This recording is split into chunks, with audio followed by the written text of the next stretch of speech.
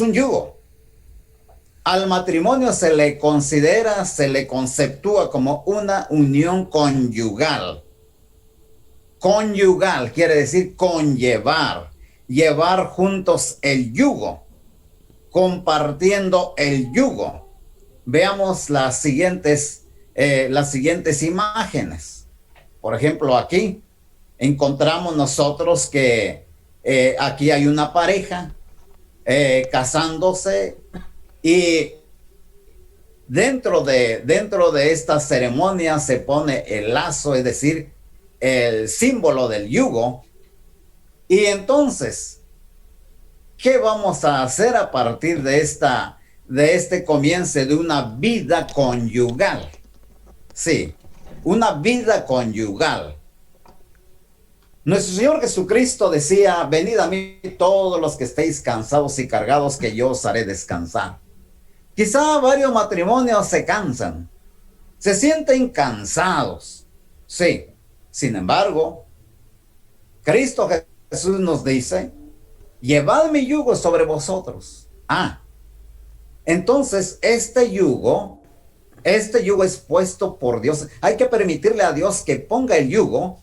Y dice: llevad mi yugo sobre vosotros y aprended de mí, que soy manso y humilde de corazón, y hallaréis descanso para vuestras almas, porque mi yugo es fácil y ligera mi carga. Bueno, entonces ya tenemos aquí un comienzo para que el matrimonio no sea tan pesado, ¿sí? Y en esta plática vamos a ir viendo las indicaciones, los consejos de nuestro Padre Celestial de cómo afrontar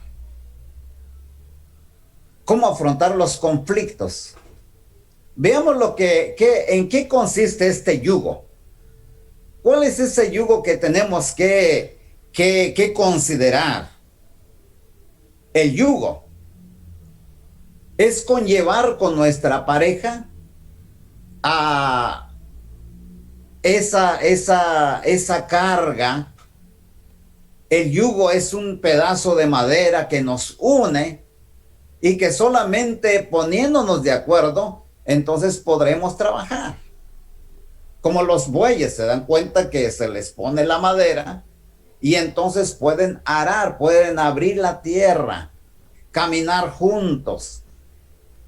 Yugo, sí, en el aspecto laboral, en el aspecto de las finanzas, en el aspecto de las diversiones, en el aspecto de los hijos. ¿Cómo conllevar el yugo para educar a nuestros hijos? La relación con nuestros familiares, el trato corporal, el deber conyugal, esa libertad condicionada, esa libertad limitada que tenemos. En la salud también. Si ustedes se dan cuenta, son varios aspectos los cuales tenemos que considerar para llevar esta relación conyugal. Entonces, considerando esto, ¿por qué preguntamos? ¿Por qué manifestamos? ¿Cuál es la alternativa bíblica? ¿Por qué decimos la alternativa bíblica? ¿Por qué? Porque el mundo también considera varias alternativas. La sociedad profana considera varias alternativas de cómo afrontar estos conflictos en el matrimonio. Una de las alternativas que da es la unión homosexual. En estos 46 años de ministerio hemos tenido muchas experiencias de personas que se cansan, que no pueden con la carga del matrimonio heterosexual y entonces prueban la homosexual. Por ejemplo,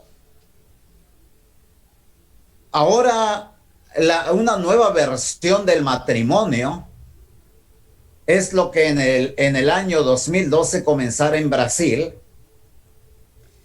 y que va ganando terreno y ya llegó en este año a los Estados Unidos. Y que se le conoce como en Brasil se le conoció como las uniones poliafectivas. Y aquí en Estados Unidos se le conoce como el poliamor. ¿En qué consiste?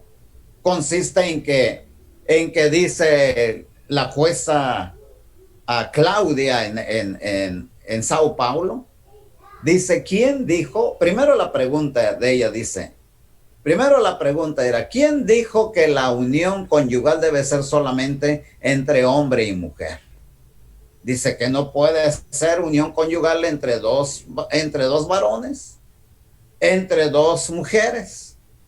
Dice, así comenzó.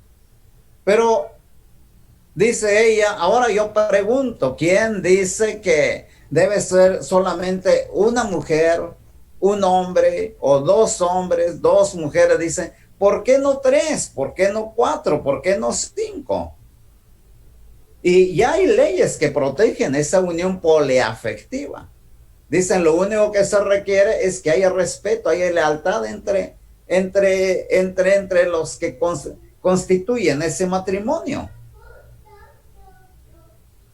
Bueno, esa es una alternativa que da el mundo. La otra alternativa que está también cobrando fuerza es la robofilia.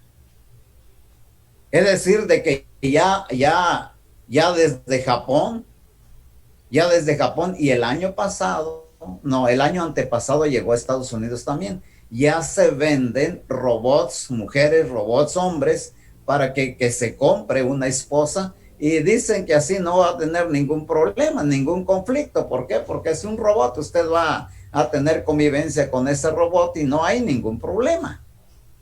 Se llama robofilia. Y hace como 2 meses vi otra alternativa de la sociedad humana, profana. Dice, ¿por qué no te casas contigo mismo? Cásate contigo mismo y no hagas caso de lo demás. Y así, hermanos, solamente por poner unos ejemplos del por qué decimos la alternativa bíblica. Son algunas de las alternativas que sugiere la sociedad humana profana. ¿Por qué? Porque se sienten incapaces de superar los conflictos que surgen en un matrimonio considerado como tradicional, ¿sí? Y que nosotros llamamos matrimonio cristiano, ¿sí? Matrimonio cristiano. Sin embargo, la sociedad profana dice que eso es tradicional. Hay que ser progresistas, dicen ellos. Hay que tener una mentalidad abierta. Eso es lo que ellos piensan. Bien, el matrimonio, el concepto del matrimonio. El concepto bíblico es, si tiene su Biblia a la mano, en Romanos capítulo 7, versículo 2, dice, porque la mujer casada está sujeta por la ley al marido mientras éste vive, ¿sí? Sujeción. Y esta sujeción, hermanos, hay libertad en el matrimonio, pero hay una libertad condicionada o limitada del hombre y la mujer. Esta libertad está limitada por el yugo, ¿sí? Está limitada por el yugo. Sí podemos movernos a donde queremos, pero siempre de acuerdo, tomando en cuenta quien conlleva el yugo. Es lo que dice la palabra del Señor. Segundo punto, es esa relación.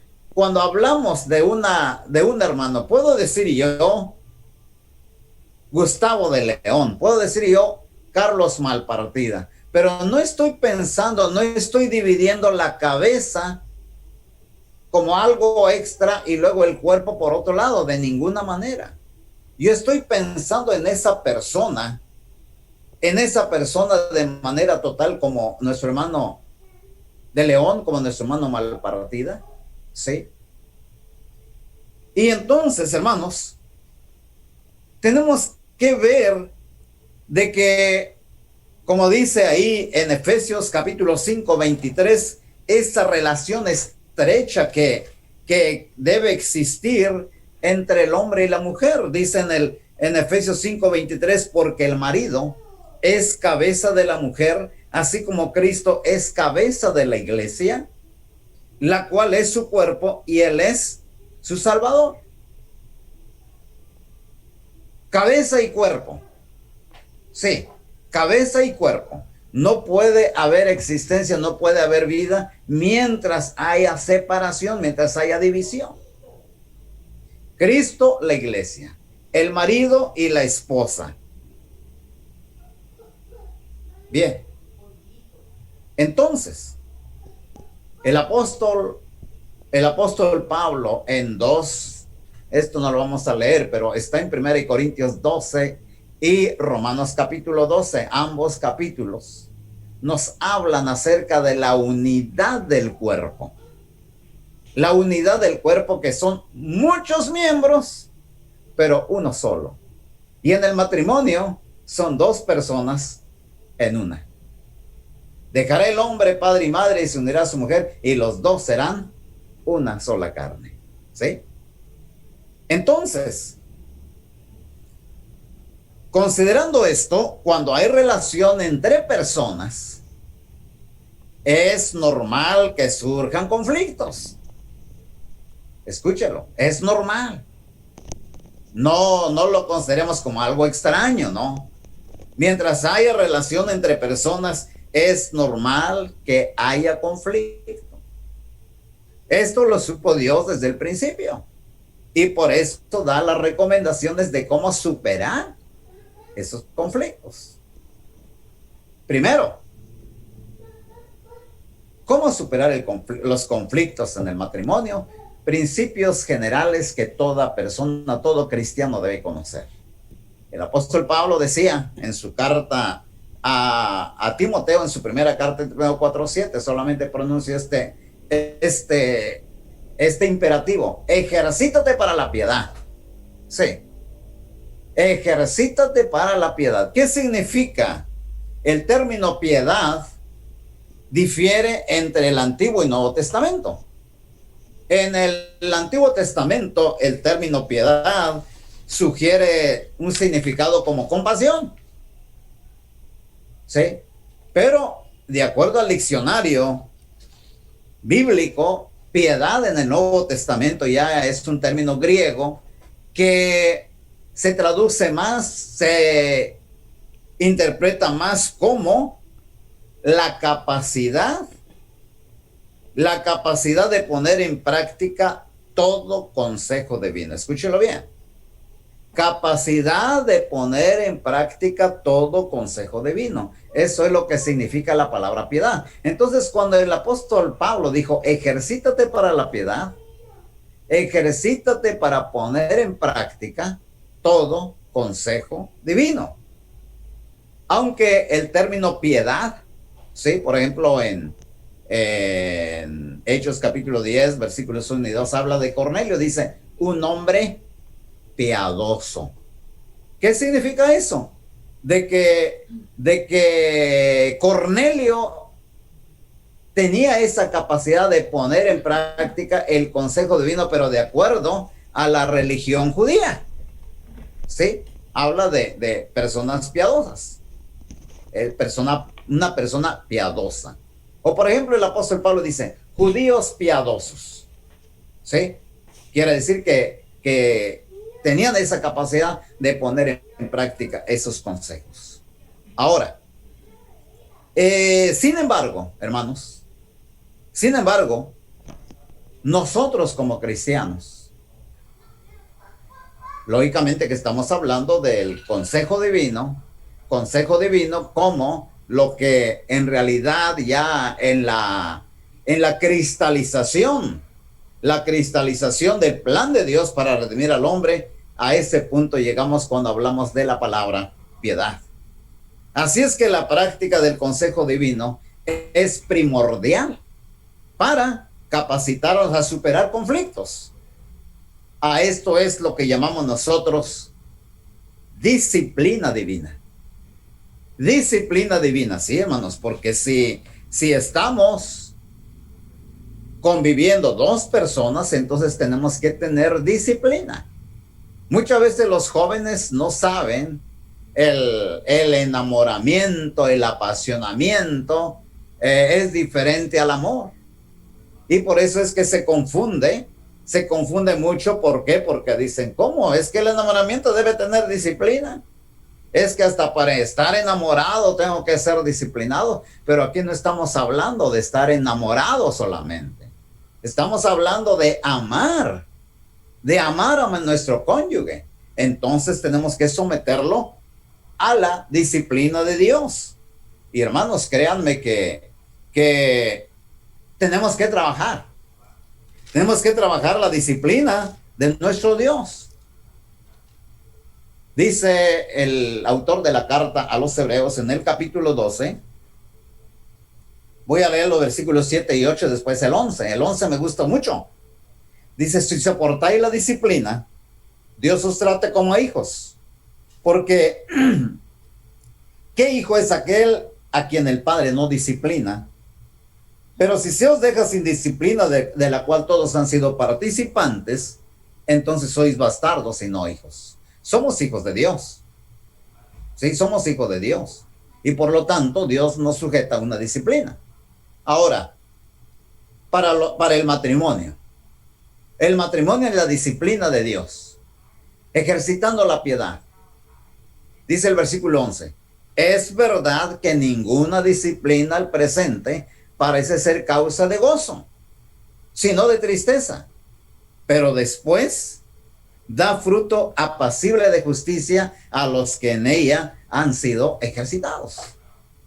Entonces, mientras transcurre el tiempo del matrimonio, de la vida matrimonial, tenemos que irnos acoplando a la disciplina de nuestro Dios.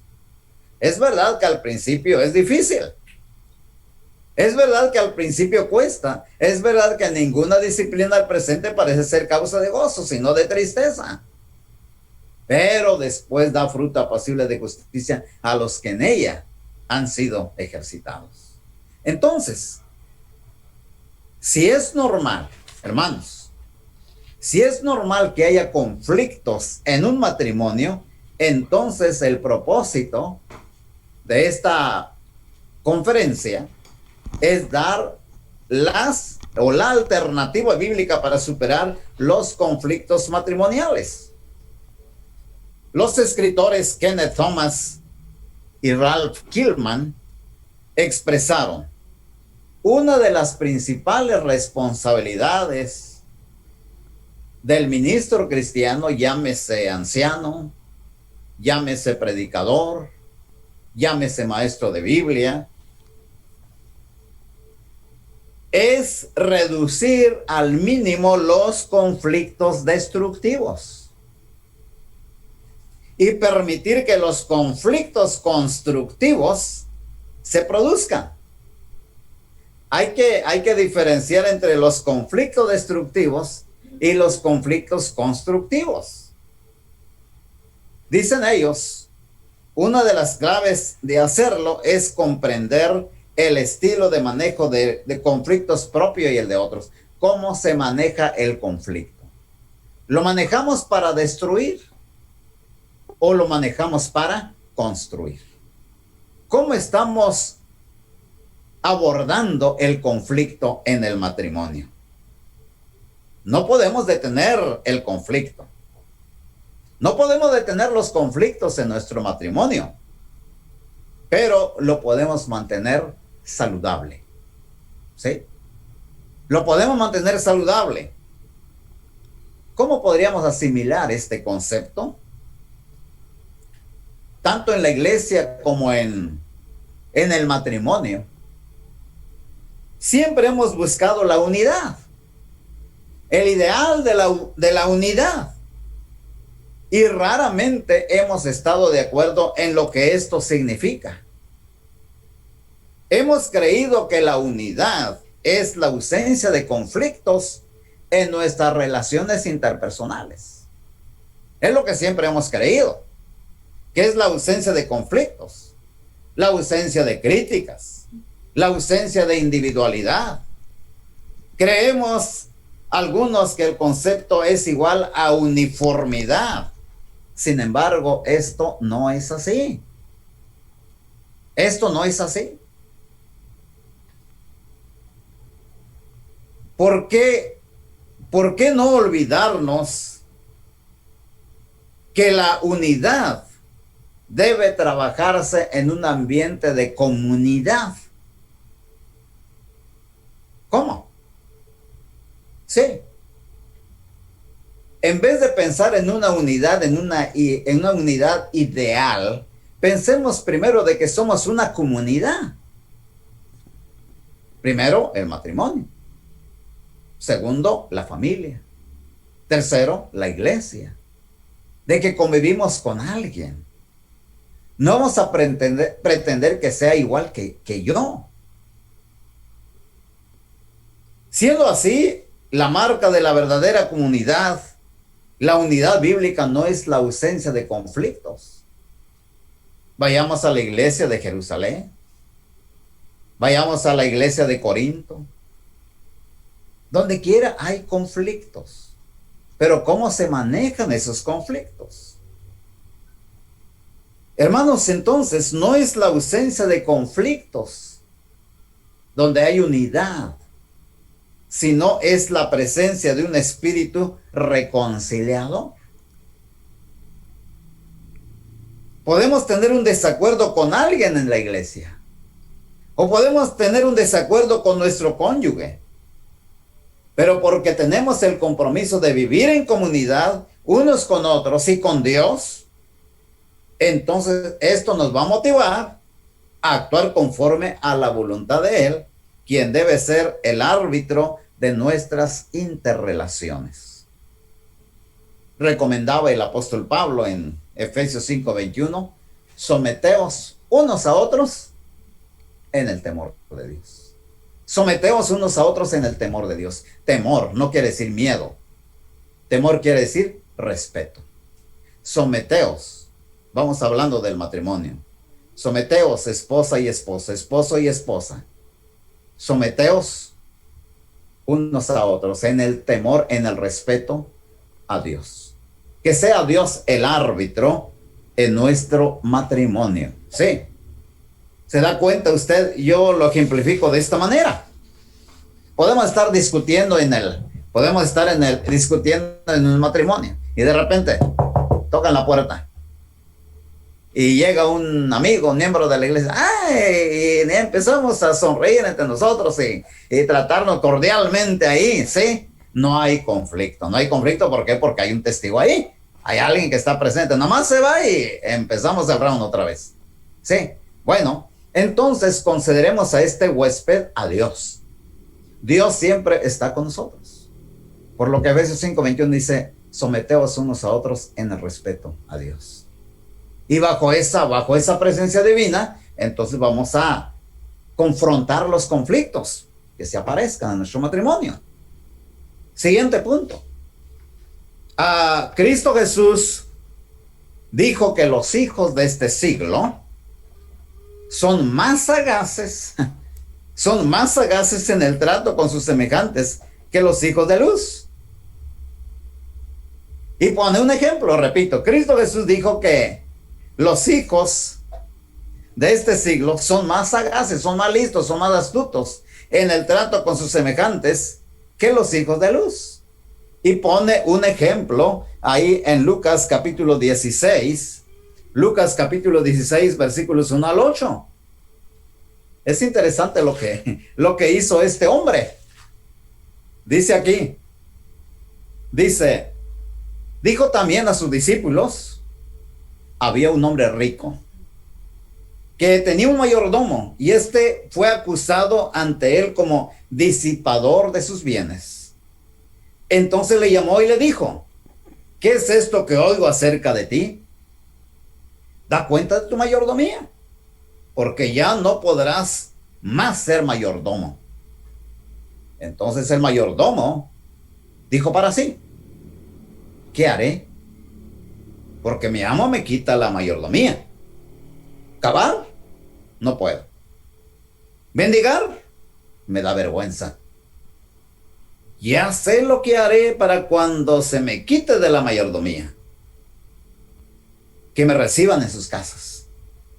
Y llamando a cada uno de los deudores de su amo, dijo el primero: ¿cuánto debes a mi amo? Él dijo: 100 barriles de aceite. Y le dijo: toma tu cuenta, siéntate pronto y escribe 50. Después dijo a otro: ¿y tú? ¿Cuánto debes? Y él dijo: 100 medidas de trigo. Él le dijo: toma tu cuenta y escribe 80. Y alabó el amo al mayordomo malo por haber hecho sagazmente, porque los hijos de este siglo son más sagaces en el trato con sus semejantes que los hijos de luz. Hermanos, este hombre que fue encontrado en falta buscó la manera, hizo trato con sus semejantes, estableció un acuerdo para estar bien. Hermanos, en el trato con sus semejantes, ¿quién es nuestro primer prójimo? No es la persona más próxima a nosotros. ¿El amigo? ¿El familiar? ¿Nuestros padres? No. Es la esposa. Es el esposo con el cual o con la cual tenemos que dialogar, que tenemos que hacer los tratos. Tenemos que actuar sagazmente, inteligentemente, sabiamente. También en la política, hermanos. Está hablando Cristo Jesús acerca de los hijos de este siglo. En la política también se maneja el concepto de diálogo y concertación. ¿Cuántas veces hemos visto por las noticias de que allá en Asia se agarran los diputados a golpes y todo eso? ¿Se puede llegar a un acuerdo a golpes? De ninguna manera. Pero si hay diálogo, si hay concertación, hay acuerdos. Puede salir el país, puede salir la sociedad adelante. Debería hacerlo con mucho más razón. Deberíamos practicar el diálogo y la concertación en nuestro matrimonio con mucho mayor razón. ¿Sí? Dice aquí en Efesios, este texto tan conocido, 4:16. Efesios 4:16 dice: de quien todo el cuerpo, recordemos que la esposa es parte de nuestro cuerpo. Recordemos que el esposo es parte de nuestro cuerpo. De quien todo el cuerpo, bien concertado y unido por todas las coyunturas que se ayudan mutuamente según la actividad propia de cada miembro, recibe su crecimiento para ir edificándose en amor. Qué maravilloso es esto. Este es mi texto favorito. Es mi texto favorito. De quien todo el cuerpo, llámese matrimonio, llámese iglesia, llámese sociedad en general, de quien todo el cuerpo, bien concertado y unido entre sí por todas las coyunturas que se ayudan mutuamente según la actividad propia de cada miembro, recibe su crecimiento para ir edificándose en amor. Veamos las siguientes gráficas.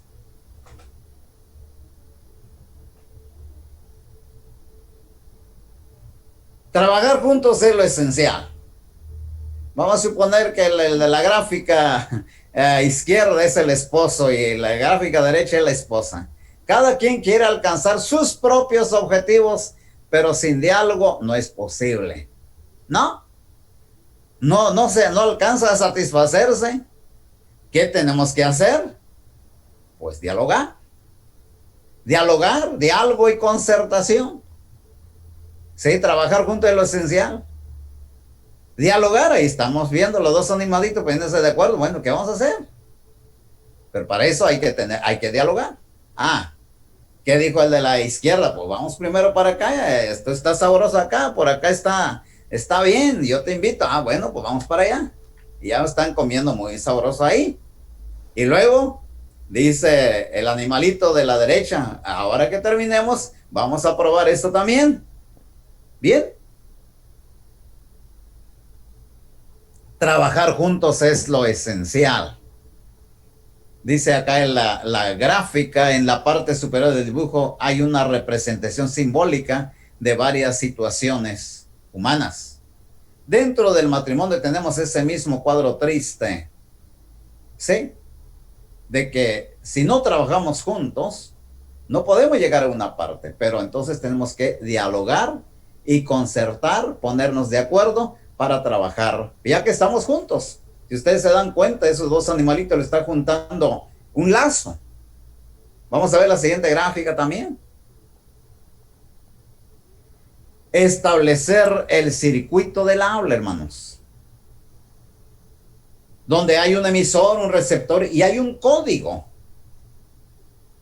Un código donde a través del código el receptor se convierte en emisor y el emisor se convierte en receptor. ¿Para qué hablamos a otra persona? Porque deseamos que oiga nuestra voz. Porque está cerca. Queremos transmitirle un mensaje. ¿Qué necesitamos para que nos entienda la persona a quien le hablamos? ¿Qué sería? ¿Hablar muy fuerte? ¿Utilizar la misma lengua o que se acerque? No, hay que utilizar el mismo idioma. ¿Sí? El mismo idioma. Por favor, hablemos claro. Decía un psicólogo que la mujer le dice a su esposo, no sé qué ponerme. Y dice, en realidad lo que está queriendo decirle a su esposo, quiero que me compres un vestido. ¿Sí? Cuando dice, no sé qué ponerme. Ah, pero también el esposo también maneja su propia manera de tratar de comunicarse. ¿Sí? Y entonces, cuando dice no sé qué ponerme, es que si ya le lavaron la ropa. Bueno, entonces, tenemos que utilizar un mismo idioma. ¿Por qué? ¿Por qué mejor no hablar claro y decir, amado mío, podría yo comprarme o me podrías comprar un vestido o esposa, podrías ayudarme en lavar mi ropa? ¿Sí? Nos podemos entender. ¿Cuál debe ser la actitud de la persona a quien le hablamos? Escuchar con atención, fingir que no entiende, no atendernos, no. Hay que escuchar. Hay que escuchar. ¿Qué esperamos que haga el oyente después que nos ha escuchado? Permanecer callado, alejarse rápidamente o contestar. Bueno, contestarnos. Ese es el circuito del habla. Entonces, diálogo y concertación. Y en la siguiente gráfica es muy fácil entenderlo. Dice, de quien todo el cuerpo bien concertado. ¿Sí? Un concierto, una orquesta filarmónica. ¿Sí? Encontramos que hay diferentes clases de instrumentos. ¿Qué tiene que ver la trompeta con el piano y con el violín? No tiene nada que ver. Son instrumentos totalmente diferentes. Asimismo los de percusión. Pero cuando se ejecuta una melodía en acuerdo, hay armonía y se escucha hermosísima la música. Por lo tanto, hermanos,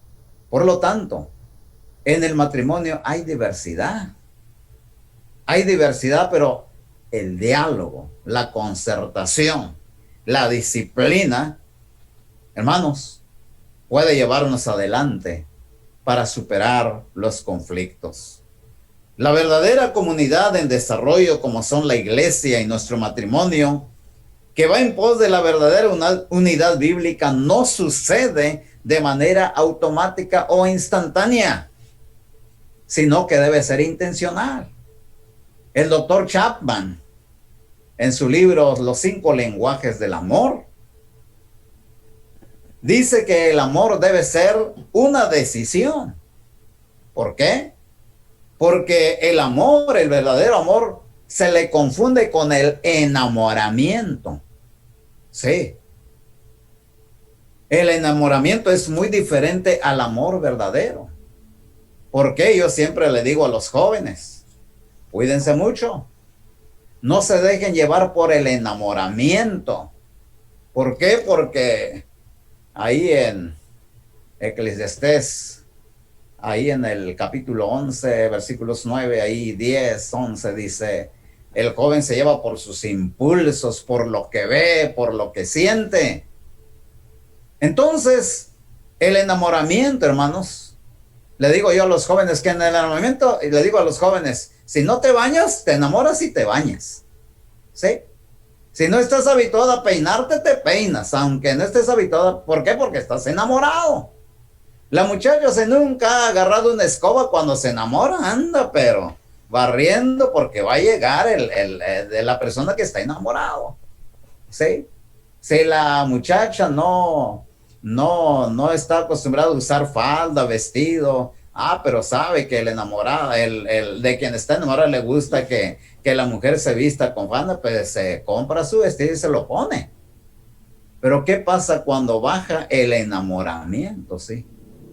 ¿Qué pasa cuando baja el enamoramiento? Porque el enamoramiento, dice el doctor Chapman, es una campana así, sube y baja.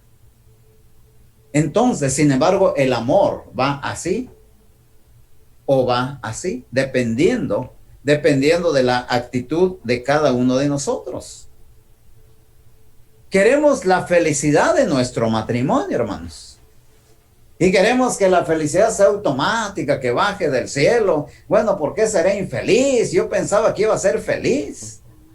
Yo pensaba que este hombre era mi hombre ideal. Sí, es el ideal, pero no es. La mujer ideal no existe. Allá en mi adolescencia escuché una canción que ganó el primer lugar en OTI. Decía, la felicidad es una forma de caminar en esta vida que es la mar. La felicidad no es un puerto. La felicidad no es un lugar, que es la mar. Hermanos, eso es. La felicidad no es un puerto, no es que ya llegaste ahí. No es un lugar, de aquí ya no me voy, soy feliz. No. La felicidad es una forma de navegar en esta vida. Es trabajarlo. Es hacer lo posible, siguiendo las indicaciones de nuestro Padre Celestial. Porque el matrimonio es una institución divina, no es una institución de la iglesia, no es una institución del Estado, es una institución divina. Nuestro matrimonio cristiano debe aprender a poner en práctica lo que dice Romanos capítulo 12, versículos 1 y 2. El apóstol Pablo escribió, os ruego pues, dice en Romanos capítulo 12, versículos 1 y 2, os ruego pues, por las misericordias de Dios, que presentéis vuestros cuerpos en sacrificio vivo, santo, agradable a Dios, que es vuestro culto racional. No os conforméis a este siglo, sino transformaos por medio de la renovación de vuestro entendimiento, para que comprobéis cuál sea la buena voluntad de Dios, agradable y perfecta. Los dos conceptos, conformación y transformación, indican cambio. Pero cambios muy diferentes. La conformación se refiere, el término metasquematizomai del griego, se refiere al cambio externo, ¿sí? A ese cambio externo que queremos aparentar ese amor, queremos de manera externa esa sonrisa fingida, varias cosas que son externas y que cambiamos. Pero dice, no os conforméis a este siglo, no actúen de acuerdo a cómo actúa esta sociedad humana, mundana, sino transformaos. Transformación, metamorfo. De ahí viene la palabra metamorfosis, un cambio interno, un cambio espiritual. Transformados por medio de la renovación de vuestro entendimiento. Renovarnos cada día más y más hasta comprobar que la voluntad de Dios es agradable y es perfecta.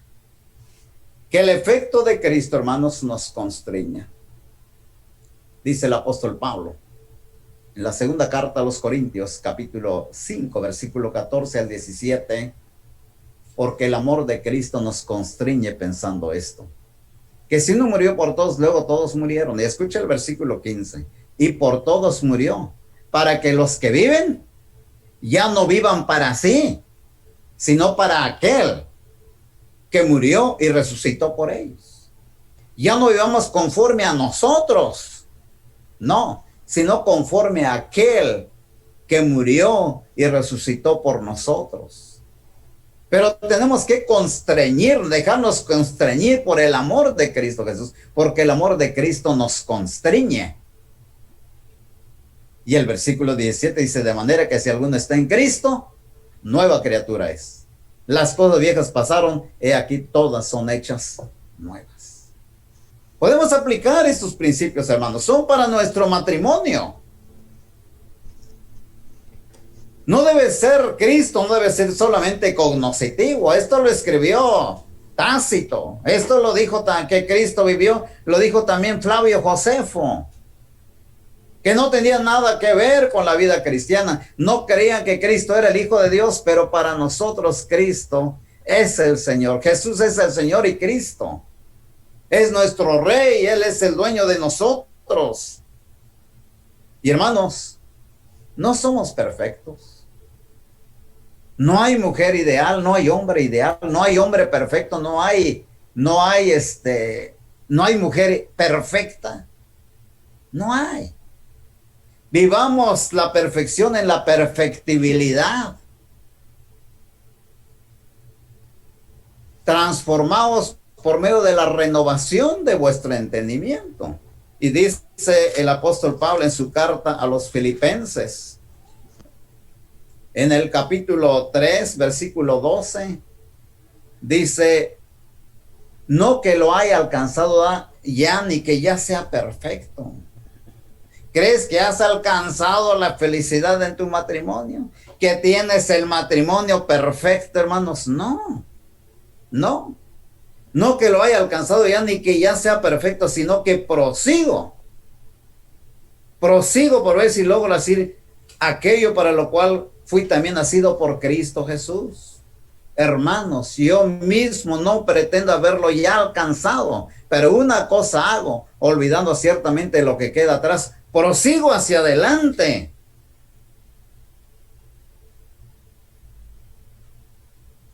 Y extendiéndome lo que está adelante, prosigo a la meta, al premio del supremo llamamiento de Dios en Cristo Jesús. Y dice el 15 algo sorprendente.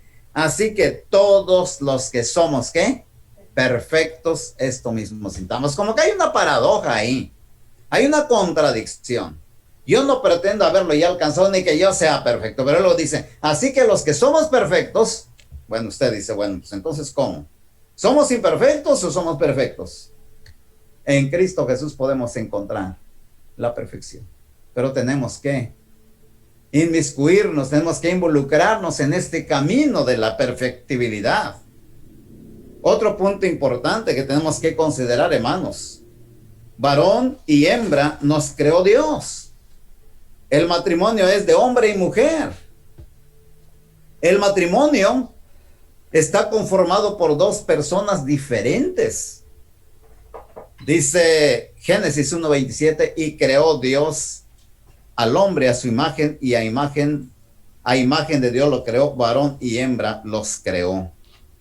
Debido a lo anterior, hermanos, vienen las recomendaciones divinas. A los hombres nos dice a través del apóstol Pedro, vosotros maridos, igualmente vivir con ella sabiamente. Hay que vivir sabiamente con las esposas. Vivir con ellas sabiamente. ¿Y qué tal si no soy sabio?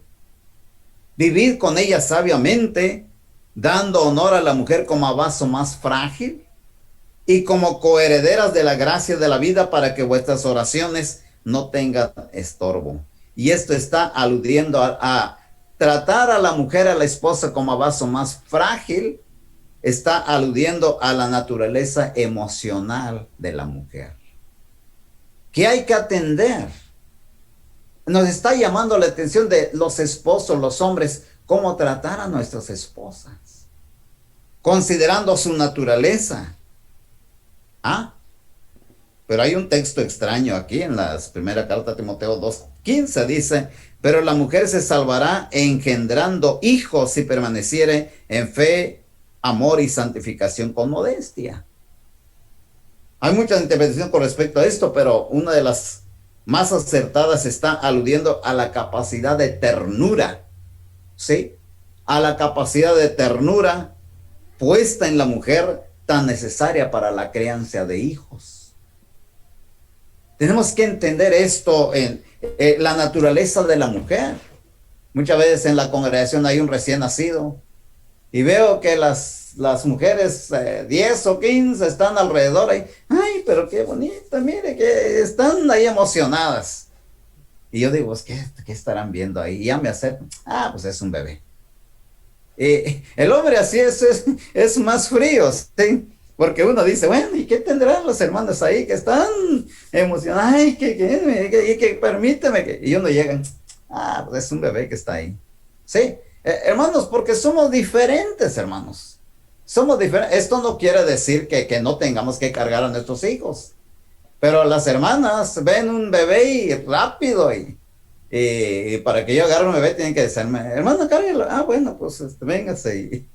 Bueno, pero hermano, me estoy refiriendo, no que sea indiferente, pero me refiero a que las mujeres son emocionales. Ahora bien, pero también el varón, el esposo también tiene su debilidad, porque dice, por lo demás, cada uno de vosotros ame también a su mujer y la mujer respete a su marido. Esto es lo que necesita el hombre. Dice eso en Efesios 33. ¿Por qué dice eso? Porque alude aquí a llenar los tanques emocionales del cónyuge. La mujer que anhela sentirse amada, con detalles, con palabras, con ternura. Y el varón que necesita ser estimulado en su autoestima a través del respeto para desarrollarse como cabeza, es decir, como líder. De aquí la idea de la ayuda idónea. Respete a su marido. Decir que el marido necesita fortalecerse su autoestima como líder, como cabeza. Entonces, si hablamos de un matrimonio en unidad, si utilizáramos la palabra comunidad que proviene de la palabra koinonía, ¿qué efecto espiritual produciría? ¿Por qué? Porque koinonía es algo común. Koinonía es un concepto bíblico que significa comunión y como tal se refiere a la comunión espiritual y los vínculos que ésta genera entre los miembros de la iglesia y Dios, o también entre el esposo y la esposa y viceversa. Esta palabra proveniente del griego transliterado, claro, porque es la misma. Tanto en el griego se dice koinonía como en español se dice koinonía. Ya lo hemos destacado, se traduce como comunión y también como participación en lo común. Sí, hermanos, sí. Y tenemos intereses comunes. En nuestro matrimonio tenemos intereses comunes. Por eso es que hemos unido nuestras vidas. Este término de koinonía aparece 19 veces como sustantivo y 8 veces como verbo, koinoneo, en el sentido de compartir. Sí, compartir. Y compartimos cuántas cosas compartimos en el matrimonio, todo, compartir. Por lo que si lo aplicamos al matrimonio, ¿qué compartimos? En primer lugar ya dijimos, el yugo, lo compartimos. Por otro lado, como sustantivo y como verbo, ambos a su vez se derivan de la palabra koinonos, que significa compañero. No es una compañera la esposa, no es un compañero el esposo, sí. O también participante. No es un participante, coparticipante en nuestra vida como esposos, nuestra esposa. No es un coparticipante, no es participante en nuestra vida como esposo, ¿sí? Por eso es que en la palabra de Dios, la palabra de Dios expresa que el matrimonio es similar a la relación entre Cristo y la iglesia. ¿Por qué? Porque no podemos desprender esa relación de Cristo y la iglesia. No. Grande es este misterio, decía el apóstol Pablo. Cuando empieza a hablar en el capítulo 5 de la carta a los Efesios, del versículo 21 hasta el versículo 31, parece que está hablando del matrimonio. Y sí está hablando del matrimonio, pero va mucho más allá. El apóstol Pablo dice, grande es este misterio, y más yo digo esto respecto de Cristo y de la iglesia, ¿no? Entonces, encontramos que debemos entender que el matrimonio debe regirse por el concepto de la coinonía. Decía el apóstol Pablo en su carta, en su segunda carta a los Corintios, en el capítulo 11, segunda carta a los Corintios, capítulo 11, versículos 2 y 3, escribe el apóstol Pablo, porque con celo de Dios, pues os celo con celo de Dios, pues os he desposado con un solo esposo, para presentaros como una virgen para Cristo. Pero temo que como la serpiente con su astucia engañó a Eva, vuestros sentidos sean de alguna manera extraviados de la sincera fidelidad a Cristo.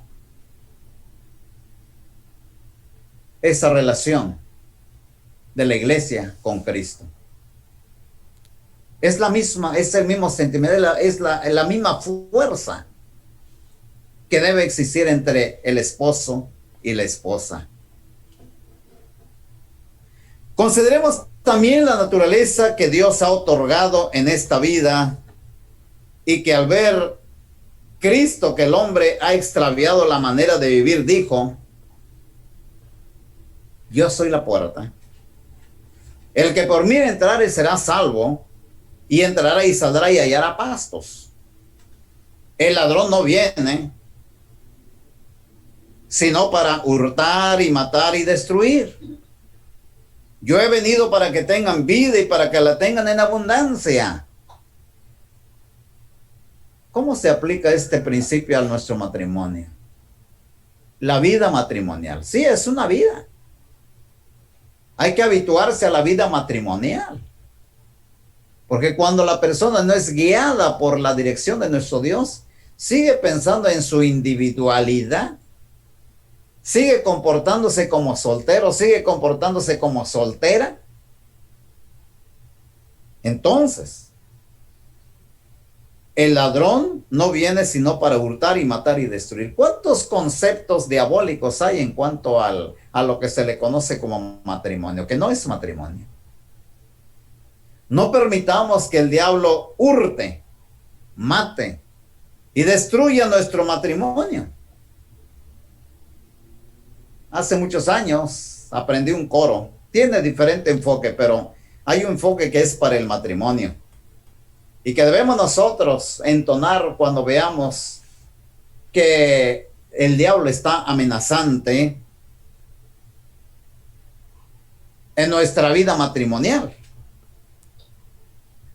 A las esposas, yo les recomiendo a los esposos, yo recomiendo que canten y que digan, Dice este corito: la esposa que tengo yo, la esposa que tengo yo, el diablo no me lo dio, el diablo no me lo dio, y como no me lo dio, no me la puede quitar, y como no me lo dio, no me la puede quitar. Sí, nosotros escogimos a nuestra esposa, y Dios a través de la oración nos lo ha dado. No nos lo ha dado el diablo. No permitamos que el diablo entre en nuestro matrimonio, hurte, mate y destruya. ¿Qué debe decir la esposa? Debe decir: el esposo que tengo yo, el esposo que tengo yo, el diablo no me lo dio, el diablo no me lo dio, y como no me lo dio, no me lo puede quitar, y como no me lo dio, no me lo puede quitar. Sí, hermanos, tenemos que defender nuestro matrimonio con principios bíblicos, con la palabra de nuestro Dios. Un punto más. Seguimos, eso no quiere decir que hemos terminado, un punto más en esta plática. ¿Quién soy yo? Sí, como esposo, como esposa, ¿quién eres? ¿Qué es el ser humano? ¿Cómo está integrado? Desde que nacemos, hermanos, ya presentamos necesidades. Los elementos de nuestra persona deben ser satisfechos en su totalidad. Primera carta Tesalonicenses 5:23 dice: y todo vuestro ser. ¿Cuál es el todo del ser? Primera de Tesalonicenses 5:23. Y todo vuestro ser, espíritu, alma y cuerpo. Tú eres espíritu, alma y cuerpo. Sí.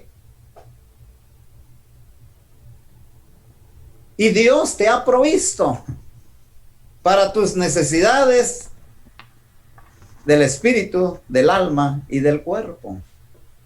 Y esto también Dios te provee la satisfacción en estas tres áreas. Por eso se habla del amor. El amor eros, enfatizando al cuerpo. El amor erótico. Y lo podemos ver ahí en el Cantar de los Cantares. En el Cantar de los Cantares, que habla acerca del amor erótico. ¿Sí? Pero también el amor filial. El amor filial, la satisfacción para el alma. El filial. Y también allá en Cantar de los Cantares se encuentra manifestada esa clase de amor.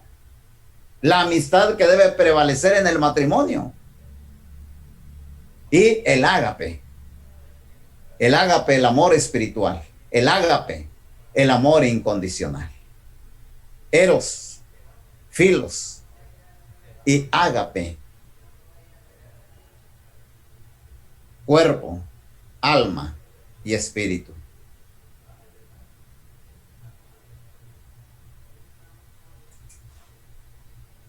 ¿En cuál de estas partes encontramos más satisfacción? De acuerdo a la palabra de Dios, tienen que ser satisfechas las tres áreas, los tres elementos: el elemento corporal, erótico, el del alma y el espiritual. Debemos encontrar satisfacción en cada uno de estos elementos. ¿Ha leído usted la historia de la mujer samaritana? Cuando yendo nuestro Señor Jesucristo a Galilea, tuvo que cruzar por Samaria, y ahí se sentó a mediodía junto al pozo de Jacob. Y llega la mujer a tomar agua física. Cuando Cristo Jesús le dice: dame agua. Y aquella mujer samaritana dice: ¿y quién eres tú? Porque entre judíos y samaritanos no se tratan entre sí. Y le dijo: ¿Cómo tú, siendo judío, me pides a mí agua de beber? Y Cristo le dijo: si supieras el agua que yo tengo, tú me pedirías a mí agua para beber. Y dijo la mujer, bueno, estaba pensando en su necesidad física, tenía sed. Le dice: dame de esa agua. No, pues ¿a dónde vas a sacar el agua? Si yo te doy esa agua, no vas a tener jamás sed. Y dijo la mujer, dame de esa agua, para no venir a este pozo y sacar agua. Estaba hablando de una sed física. Pero entonces le dijo Cristo Jesús, esa agua que yo te puedo dar, el que la toma se transforman en ríos de agua viva. Y dijo la mujer samaritana, bueno, yo quiero de esa agua. Y le dijo entonces Cristo Jesús, llama a tu marido. ¿Qué dijo la mujer? No tengo marido. ¿Qué le dice Cristo Jesús? Bien has dicho. Porque 5 maridos has tenido. Y con el que vives ahora no es tu marido. Ahí, hermanos, se mostraba una insatisfacción emocional de aquella mujer. 5 maridos y con ninguno se había quedado. ¿Por qué? Porque su alma no estaba satisfecha. Pero cuando Cristo Jesús le toca este punto, le dice, me parece que tú eres profeta. ¿Por qué? Porque sin conocerla le había leído la vida. Me parece que tú eres profeta. Bueno, y ahora que eres profeta, dime. Vamos a la otra área de la necesidad humana. A ver, tú que eres profeta, nuestros padres adoraron en este monte y ustedes los judíos dicen que en Jerusalén debe ser adorado. ¿Tú qué dices? ¿Qué estaba mostrando? Una necesidad espiritual. ¿Dónde adorar a Dios? Cuando Cristo Jesús le dijo, Dios es espíritu. Y los que le adoran en espíritu y en verdad es necesario que adoren. Tenía una necesidad física. El cuerpo.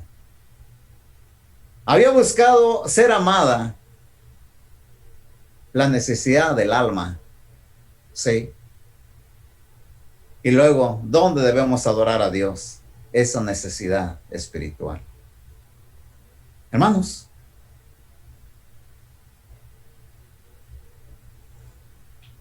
estas 3 necesidades deben ser llenadas en el santo matrimonio, en el matrimonio divino. Por eso en Hebreos capítulo 13 conocemos ese texto que dice, honroso sea en todos el matrimonio.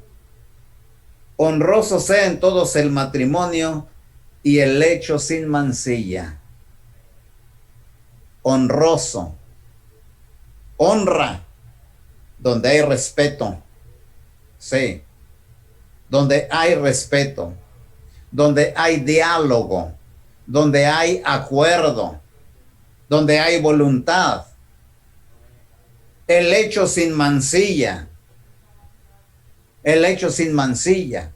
Aquí Reina Valera quiso suavizar el que no se oiga tan fuerte el término, pero en realidad, lecho significa coito, quiere decir las relaciones íntimas. Sí, es lo que quiere decir.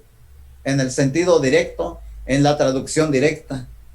Que haya respeto, sí, que haya respeto, dice, honrosos sean todos el matrimonio. Que haya respeto, que haya diálogo, que haya acuerdo en el matrimonio. Las relaciones íntimas, sin mancha, que no hay suciedad ahí. Fuera del matrimonio dice, pero a los fornicarios y a los adúlteros los juzgará Dios. La fornicación, tan una especie de vida que se lleva ahora y siempre ha sido, pero que es algo aceptable en la sociedad, la fornicación. ¿Sí? En el ambiente laboral, en el ambiente estudiantil, en los adolescentes. Eso es algo ya aceptado por la sociedad humana profana. Dice, para los fornicarios y a los adúlteros los juzgará Dios. Entonces, hermanos, si ejercitamos la piedad, encontraremos que el matrimonio es el estado de vida abundante. Yo he venido para que tengan vida y para que la tengan en abundancia. Vida matrimonial abundante, pero solamente en Cristo Jesús. La fornicación y el adulterio son solo alternativas de esta inmunda sociedad humana. ¿Qué hacer cuando surge el inevitable conflicto? ¿Qué hacer cuando surgen los conflictos inevitables en el matrimonio? Primero, recordar mi compromiso de comunidad y que es grande. Atendamos lo que dice el apóstol Pablo en Romanos capítulo 12, versículo 18. Dice así esta recomendación. Dice, si es posible, en cuanto dependa de vosotros, estad en paz con todos los hombres. Sí. Porque, hermanos, lamentablemente hay tristeza, pero hay elementos en un matrimonio que no quieren la paz. Que no quieren la paz. Pero si es posible, en cuanto dependa de ti, esposa, esposo, en cuanto dependa de ti, estad en paz. Busca la paz. Lucha por la paz. Trabaja por la paz. En cuanto dependa de ti. No podemos tolerar el no hacer caso a las enseñanzas de Cristo. No desechéis las profecías. Es una recomendación que hace el apóstol Pablo en su primera carta a la iglesia de Tesalónica, en el capítulo 5, cuando empieza diciendo las actitudes para satisfacer el alma, el cuerpo, el espíritu y estar en correcta postura ante nuestro Padre Celestial. Estad siempre gozosos, orad sin cesar, dad gracias en todo porque esta es la voluntad de Dios para con vosotros en Cristo Jesús. No apaguéis al Espíritu Santo, no menospreciéis las profecías, no menosprecien las enseñanzas de Cristo Jesús, las enseñanzas de la palabra de Dios. Examinadlo todo, retener lo bueno, absteneos de toda especie de mal, y el mismo Dios de paz os santifique por completo. Y todo vuestro ser, espíritu, alma y cuerpo, sea guardado irreprensible para la venida de nuestro Señor Jesucristo. No permitir, hermanos, no permitir que el diablo tome el control del conflicto. Decía el apóstol Pablo en Efesios capítulo 4, carta a los Efesios capítulo 4, versículos 26 y 27. Airaos, pero no pequéis. No se ponga el sol sobre vuestro enojo, ni deis lugar al diablo. Tienes permiso de enojarte, pero no peques. Explotaste en un momento dado, te enojaste, pero contrólate. Que no te tome control el enojo de ti. Airaos, pero no pequéis. No se ponga el sol sobre vuestro enojo. En una traducción diferente decía, no te mantengas enojado hasta la puesta del día. No, inmediatamente toma control del enojo. Sin embargo, vemos que el sol se pone muchas veces y la persona sigue enojada con su cónyuge. Y dice aquí, en el mismo capítulo, versículo 30, y no contristéis al Espíritu Santo de Dios, con el cual fuisteis sellados para el día de la redención. Quítense de vosotros toda amargura, enojo, ira, gritería y maledicencia, y toda malicia. No olvidar estos principios. No contristéis al Espíritu Santo de Dios. En el otro texto vimos que dice, no apaguéis al Espíritu. No desechar las profecías. Debemos pelear la buena batalla, sí, porque el conflicto es una batalla. Pero, hermanos, hasta en las guerras literales, hermanos, hay reglas que obedecer. Ahí está presente la Cruz Roja Internacional. ¿Ustedes han visto esto? En una guerra, en la guerra del Oriente y de otros más, hay reglas. Vamos a ver, vamos a parar aquí, que entre la Cruz Roja a ver qué está pasando, ¿sí? En las guerras hay reglas que obedecer. Debemos ser justos en una batalla. Establecer reglas espirituales para prevenir que la batalla desgarre nuestras almas. Prevenir, evitar que los conflictos en el matrimonio desgarren nuestras almas. Gálatas capítulo 5, versículos 13 al 15 dice así: porque vosotros, hermanos, a libertad fuisteis llamados, solamente que no uséis la libertad como ocasión para la carne, sino servíos por amor los unos a los otros. Porque toda la ley en esta sola palabra se cumple: amarás a tu prójimo como a ti mismo. Pero si os mordéis y os coméis unos a otros, mirad que también no os consumáis unos a otros. Si tienen un pleito, si tienen un conflicto, miren que no os consumáis unos a otros. Cultivemos disciplinas para la buena batalla. ¿Cuáles son estas disciplinas? Teniendo un espíritu de quebrantamiento y de humildad. En nuestro matrimonio tenemos que tener un espíritu de quebrantamiento y de humildad. Dice el Salmo 51, aquel escritor que estaba profundamente impactado por lo que había hecho. Sí, David, reconociendo su error, en quebrantamiento, dijo el Salmo 51, 10 y 12, dice así: crea en mí, oh Dios, un corazón limpio y renueva un espíritu recto dentro de mí. No me eches de delante de ti y no quites de mí tu Santo Espíritu. Sí, porque sabía: no contristéis al Espíritu Santo de Dios, con el cual fuisteis sellados para el día de la redención. Quítense de vosotros esto y esto y esto. Y David decía: no quites de mí tu Santo Espíritu. Y luego dice en el versículo 17: los sacrificios de Dios son el espíritu quebrantado. Al corazón contrito y humillado no despreciarás tú, oh Dios. Cultivemos disciplina para la buena batalla, teniendo un espíritu de quebrantamiento y de humildad. Un espíritu de gentileza, hermanos.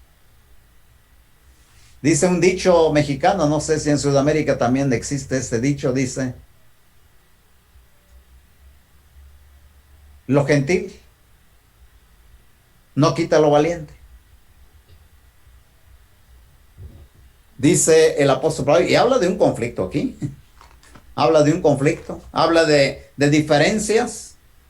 En Filipenses capítulo 4, la carta del apóstol Pablo a los Filipenses, en el capítulo 4, dice en el versículo,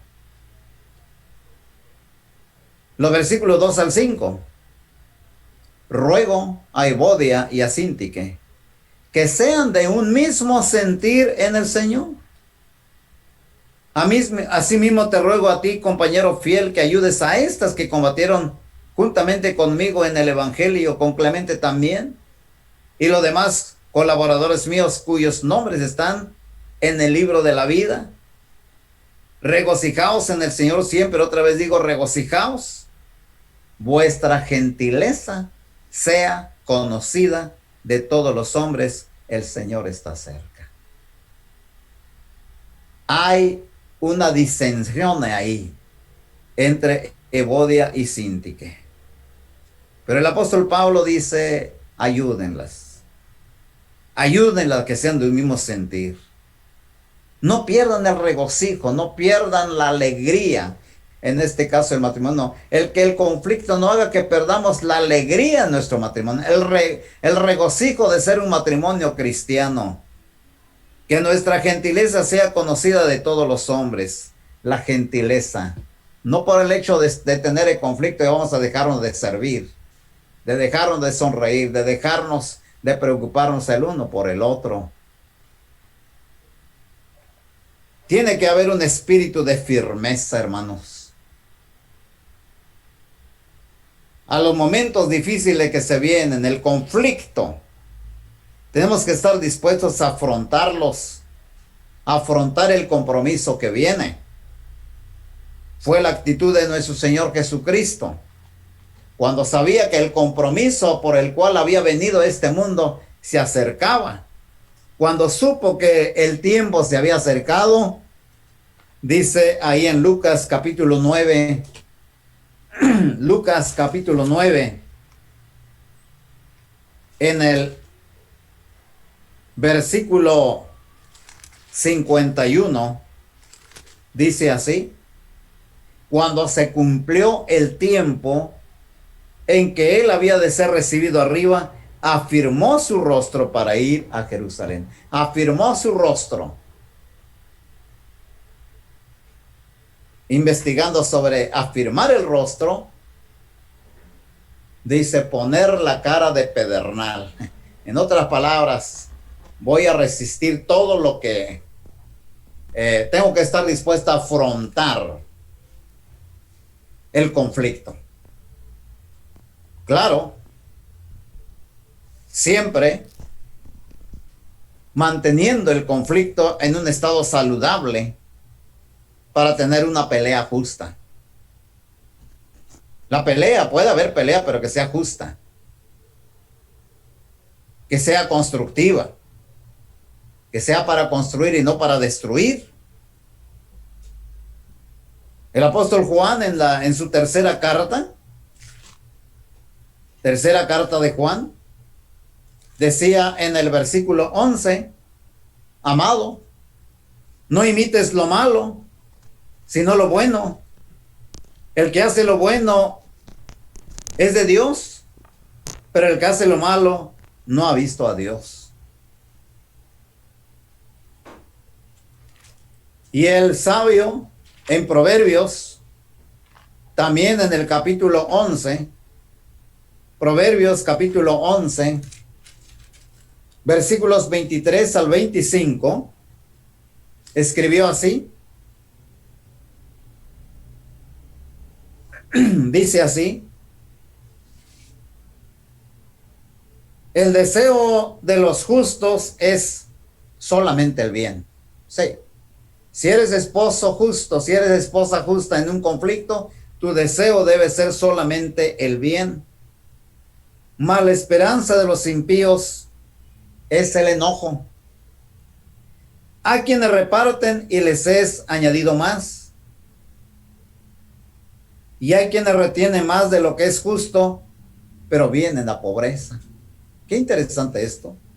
Hay quienes reparten y les es añadido más. Tenemos que repartirlo. No echarle la culpa a nuestra esposa o a nuestro esposo solamente. Tenemos que repartirlo. Y se nos va a añadir el bien. Y hay quienes retienen más de lo que es justo, pero vienen a pobreza. El alma generosa será prosperada, y el que saciare, él también será saciado. Entonces, hermanos, podemos hacer del conflicto algo saludable y algo útil en el matrimonio, y por qué no decirlo en la iglesia. ¿Se acuerdan de ese conflicto que hubo? ¿Se acuerdan del conflicto que hubo en la iglesia de Jerusalén? Ahí en Hechos capítulo 6, no lo vamos a leer, pero solamente recordarlo, cuando hubo ese conflicto de las viudas locales con las viudas foráneas. ¿Qué propició? Los apóstoles, guiados por el Espíritu Santo, no se dejaron llevar por la división. Al contrario, se abrió otro ministerio, el ministerio del diaconado, y concluye en el versículo 6, dice, y la paz reinaba en aquel ambiente, en la iglesia, y muchos más venían a la salvación. Ese fue el resultado. Así es que, hermanos, el conflicto puede resultar en algo benéfico para nuestro matrimonio. Si uno tiene la templanza para no llegar a un acuerdo improvisado, hermanos, esto da tiempo para revisar los acuerdos que deben tomarse cuidadosamente. Un manejo del conflicto debe incluir lidiar con un asunto a la vez, no tocar muchos puntos, no. Vamos a un solo problema. Si se presenta más de un asunto, debe uno ponerse de acuerdo en el orden de tratarlo. Explorar todas las dimensiones del conflicto. ¿Qué alcances tiene el conflicto? Explorar soluciones alternativas después de pedir la dirección de Dios a través de la palabra y de su Santo Espíritu. Decidir como matrimonio cómo traer los asuntos a la mesa. Evitar conductas inapropiadas, como llamarse con nombres inapropiados. ¿Sí? Ya no es María, ya no es Guadalupe, ya es... Se le dicen otras cosas como bestia, como loca. Hay que evitar eso. No leer la mente del otro.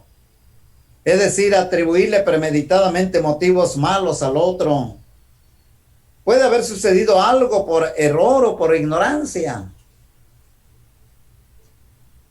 Dar esa oportunidad. Muchas veces se induce a la culpa, al chantaje. ¿Te das cuenta cómo me hace sentir? Rechazar, despreciar o desacreditar al cónyuge son actitudes en una pelea injusta. Un proceso justo de resolución es tomar de forma natural que alguna vez seremos acusados de mala conducta o falta de actividad. También podemos ser nosotros, sin darnos cuenta, podemos propiciar estas situaciones. Entonces, ¿cuál debe ser nuestra conducta? Sepamos cuáles son las preocupaciones de quien nos acusa. Es importante saberlo. Bueno, ¿y por qué me acusas? Vamos a estudiarlo, vamos a analizarlo, vamos a platicarlo. Respondamos con mansedumbre de lo que nos acusan. Si es posible, tome nota. Bueno, es que pasó esto, toma nota. Y entonces ya usted ya contesta y aclara lo que está causando conflicto. El conflicto debe ser enfrentado con amor. Tenemos que admitir nuestros errores, reconocer el dolor y el perjuicio que está causando el conflicto, cómo nos está dañando. Tenemos que remover el bloqueo para la deseada comunidad, reconociendo las barreras para el trabajo conjunto, tales como evitar reunirse en el tiempo y lugar equivocados.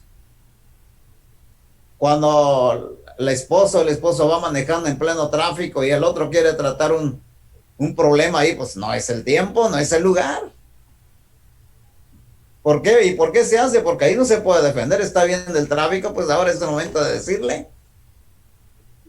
Y que cambie ya en la mesa de las conversaciones, ya cambie totalmente. El no enfocarse en nuestra relación, o sea, andamos por otro lado sin tomar en cuenta que la prioridad es nuestra relación. Discusiones insuficientes e ineficaces. Insuficientes, no le damos el tiempo necesario. Hermanos, ¿sabe usted por qué el Congreso dice, van a reanudar las sesiones? Sí, hermanos, un acuerdo para establecerlo. Si hay que discutir en el día y la siguiente noche hay que seguirle y no hay que comer, no hay que salir con eso, porque la solución hay que darla. Su servidor estuvo en Congreso de Maestros en el sindicato y las sesiones eran horas y horas y horas hasta llegar a una conclusión. El descuido en la selección del proceso, o sea, que no haya desorden. recibimos una crítica y esto causa conflicto. ¿Cómo manejar la crítica, hermanos? ¿Cómo manejar la crítica? Bueno, primero leamos la palabra y después vamos a dar unas ideas. Primera de Corintios 13, 14. Creo que ya todos lo conocemos ese texto, pero ese capítulo 13, pero leámoslo así. 4 al 7. Dice: el amor es sufrido, es benigno, el amor no tiene envidia, el amor no es jactancioso, no se envanece, no hace nada indebido, no busca lo suyo, no se irrita, no guarda rencor, no se goza de la injusticia, más se goza de la verdad. Todo lo sufre, todo lo cree, todo lo espera, todo lo soporta. Y Hebreos capítulo 12, Hebreos capítulo 12, versículos 14 y 15, dice: seguid la paz con todos y la santidad, sin la cual nadie verá al Señor. Hay que seguir la paz. Mirad bien, no sea que alguno deje de alcanzar la gracia de Dios, que brotando alguna raíz de amargura os estorbe y por ella muchos sean contaminados. No contaminemos a nuestro cónyuge con nuestra amargura. Viendo ya estos textos, entonces, anticipemos el criticismo con oración. Admitir que la crítica es lógica y todos estamos expuestos a la crítica. Respondamos a la crítica con una explicación clara y lógica de nuestros actos por los cuales somos criticados. No permitamos que la crítica dañe nuestra autoestima. Al contrario, hagamos de esta una oportunidad para analizar nuestros actos. No convirtamos la crítica como medio para una lucha personal. Admitamos cuando estamos en el lado equivocado y pidamos perdón sinceramente. No tomemos venganza. Las recomendaciones bíblicas para reaccionar al conflicto en el matrimonio o en la iglesia.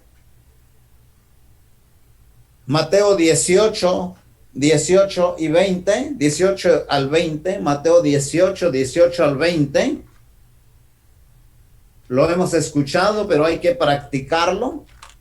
Está hablando de conflicto precisamente y está hablando de iglesia, pero quiero decirle antes algo, hermanos. Aquí la palabra eclesía no se está refiriendo en el capítulo 18 de Mateo. Cuando dice dilo a la iglesia, no se está refiriendo a aquella iglesia del cual habla en Mateo 16, 18, sobre esta roca edificaré mi iglesia. No, porque en el capítulo 16, versículo 18, sobre esta roca edificaré mi iglesia, está hablando acerca de la iglesia al cual pertenecemos. Sí, es eclesía, que se traduce como los llamados aparte, los llamados fuera. Sin embargo, en este capítulo 18 no está hablando de esa traducción, sino que está hablando de la asamblea, de una asamblea solamente. Entonces, en esa asamblea, cuando hay un conflicto, ¿qué dice los versículos 18 al 20? Dice así: de cierto os digo, que todo lo que atéis en la tierra será atado en el cielo, y todo lo que desatéis en la tierra será desatado en el cielo. Otra vez digo, que si dos de vosotros se pusieren de acuerdo en la tierra acerca de cualquiera cosa que pidieren, les será hecho por mi Padre que está en los cielos. Porque donde dos o tres congregados en mi nombre, donde están dos o tres congregados en mi nombre, es decir, en mi autoridad, ahí estoy yo en medio de ellos. Sí, que Dios sea el árbitro una vez más, que nuestro Padre Celestial sea el árbitro en ese conflicto. Bien, entonces, primera carta de Juan, capítulo 3, versículos 15 y 18. Primera carta de Juan, capítulo 3, versículos 15 y 18. Dice así: todo aquel que aborrece a su hermano es homicida.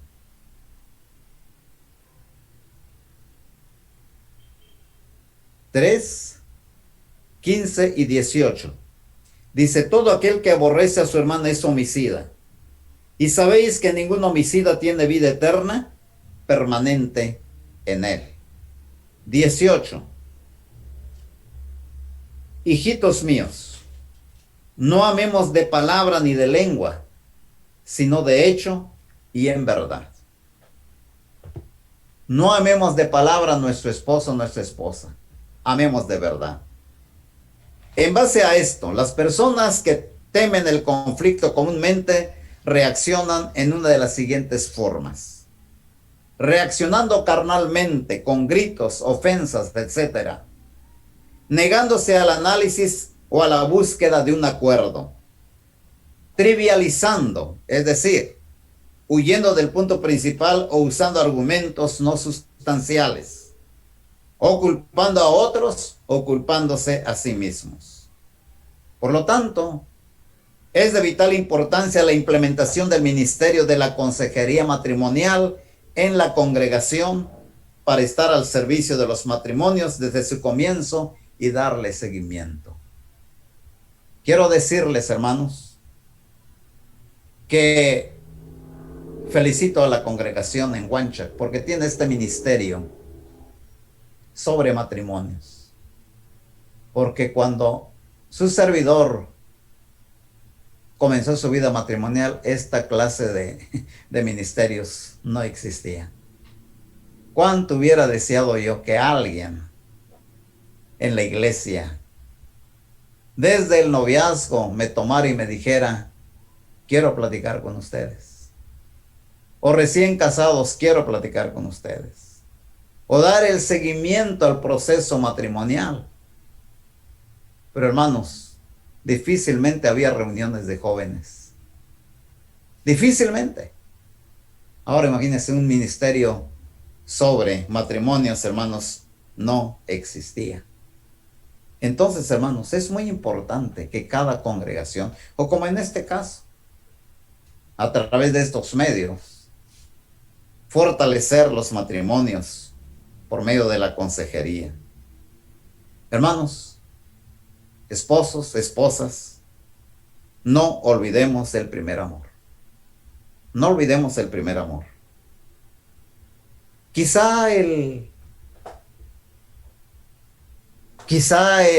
matrimonio aparente ser perfecto, pero Cristo se da cuenta donde no hay amor. Yo conozco tus obras, dice Cristo Jesús. Yo conozco tus obras. ¿Cómo te comportas? Y tengo contra ti que has olvidado tu primer amor. Has olvidado tu primer amor. ¿Qué tenemos que hacer? ¿Qué tenemos que hacer para renovar el amor? Vamos a leer Apocalipsis capítulo 2. Dice así en su carta a la iglesia de Éfeso. Apocalipsis capítulo 2.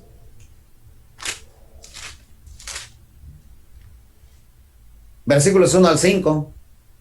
Escribe al ángel de la iglesia en Éfeso, dice Cristo Jesús: el que tiene las 7 estrellas en su diestra y el que anda en medio de los 7 candeleros de oro, dice esto. Está en medio de la iglesia, está en medio del matrimonio nuestro. Yo conozco tus obras y tu arduo trabajo y paciencia, y que no puedes soportar a los malos, y has probado a los que se dicen ser apóstoles y no lo son, y los has hallado mentirosos, y has sufrido y has tenido paciencia, y has trabajado arduamente por amor de mi nombre y no has desmayado, pero tengo contra ti que has dejado tu primer amor. ¿Qué tienes que hacer? Recuerda, por tanto, de dónde has caído. ¿Qué es lo que has dejado? ¿De dónde has caído? ¿De cuántos peldaños has caído? Si escogiste a tu esposo o a tu esposa, es porque le viste algo bueno. Recuerda estas cosas. ¿Qué bueno le viste? Recuerda, por tanto, de dónde has caído y arrepiéntete. Cambia de actitud. Después de esto, haz las primeras obras. Lo que antes hacías, vuélvelo a hacer. Sí. Dale la bienvenida a tu esposa, Sí. Cuando está recién casado, la esposa está esperando a su esposo y que coma caliente y que acá y allá. Y ya pasan los años y llega el esposo y nada de recibimiento. Sí, ahí está en el refri de tu comida y caliéntatelo, sí. Y viceversa, hermanos. Viceversa. Esos detalles de que va la esposa al carro y el esposo corriendo le abre la puerta del carro. Y luego hasta le pone el cinto y sí. Y sí, dice que esta es una historia verdadera. Dice que cuando dijo a las primeras horas y dijo el esposo, es cierto, ya no le abro la puerta. Ya no le abro la puerta, pues le voy a empezar otra vez. Había pasado ya mucho tiempo. Y la esposa, como estaba habituada a que no le ayudan y nada de eso, pues se agarró del carro acá y en lo que se sienta y el esposo que le abrió la puerta pero le cerró y le agarró la mano. La falta de práctica ya. Hermanos, recuerda por tanto de dónde has caído. Arrepiéntete ya las primeras obras, pues si no, vendré sobre ti y quitaré tu candelero de su lugar si no te hubieras arrepentido. Podemos perder esa relación. Hermanos, nadie nos obligó a casarnos con aquella persona, fue nuestra elección. Y luego decimos, no sé por qué Dios me dio a este hombre. No, Dios no te lo ha dado, tú lo escogiste. ¿Por qué me dio esta mujer? Mira, la mujer que me diste, dice Adán. Sí, tú la escogiste. Si le escogimos por cónyuge, algo positivo le encontramos cuando decidimos unirnos en matrimonio. Que nuestro matrimonio sea una aventura. Busquemos tesoros escondidos en el esposo o en la esposa. No olvidemos, hermanos, satisfacer los tres elementos del ser de nuestro cónyuge. No seamos parciales, hermanos. Cuando nos fijamos solamente en el aspecto corporal. Y esto muchas veces es un error letal. Cuando el hombre se fija solamente en lo externo del hombre o de la mujer. ¿Por qué? Porque el cuerpo se deteriora. Hermanos, el cuerpo se deteriora. Y yo no sé si es cierto, pero muchas veces él dice que antes de eso una verdad, de que la rutina mata. ¿Sí? Por eso dice, has dejado tu primer amor. La iglesia de Éfeso tenía todo perfecto, pero había olvidado su primer amor. Y dice una historia, quién sabe si era cierta, eso lo contó alguien, que escuchaba de una pareja ya de edad un poquito avanzada y que amor, ¿qué haría? Yo no quisiera que te muriera, no, ni yo tampoco, y no, yo prefiero morir yo primero, y no, yo mejor muero por ti, y que bueno, estaban peleándose, ¿quién se moría primero? Porque aparentemente había mucho amor, y había un amigo por ahí escuchando, dice, vamos a ver si es cierto, Llegó a medianoche y ya el matrimonio que estaba descansando, y llega aquel hombre y toca la puerta, y el hombre dice, ¿quién es? Y dice aquel, acoplando un poquito la voz para que se pareciera tenebrosa, le dice, yo soy el ángel de la muerte que viene por tu alma, le dice.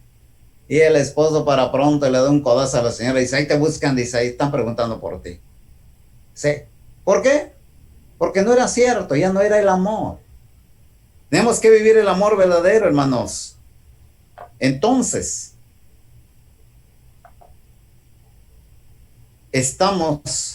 cuando esto pasa, cuando nos fijamos solamente en el aspecto corporal, hermanos, nos estamos olvidando, hermanos, lo que dice el apóstol Pablo, antes, aunque nuestro hombre exterior se va desgastando, no obstante el interior se renueva de día en día.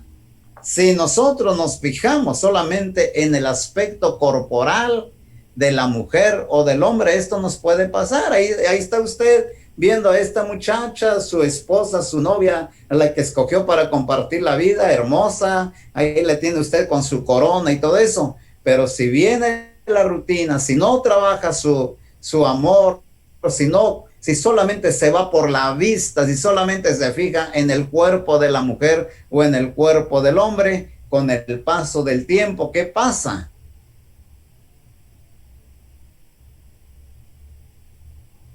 Así la va a ver. Así la va a ver. Hermanos, las cosas que se ven son temporales, mas las cosas que no se ven son eternas. Tenemos que ver los tres elementos de la persona: cuerpo, alma y espíritu. Y tenemos que buscar la satisfacción en estas tres características o en estos tres elementos del ser humano. En la actualidad, las personas buscan casarse sobreponiendo intereses por sobre el amor. Mejoría económica y social. Huir de problemas familiares, despecho, etc.